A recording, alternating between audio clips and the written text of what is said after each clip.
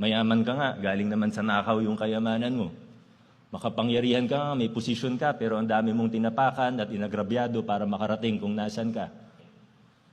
Ang pangarap ba natin sa buhay ay magkaroon ng mataas na posisyon? Maging CEO ng gantong kumpanya?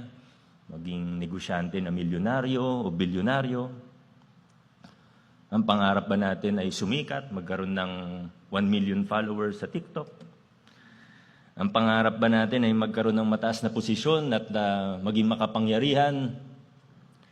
In my line of work, ang dami kong nakikita, sabi nga kanina, napakadaling makain ng sistema. People start off with good intentions. But the saddest thing that I've seen as a person in government or working with government are actually people who have the right intentions when they start. But along the way, they get lost, nakakain ng pangarap, ng ambisyon. And again, there's nothing wrong with ambition per se. There's nothing wrong with big, lofty dreams. Pero ang tanong, bakit ba yun yung pangarap natin?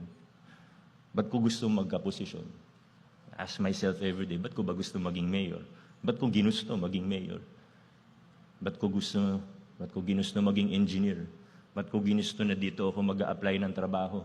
Pag may trabaho ka na, ba't ko gustong ma-promote? Ano bang meron?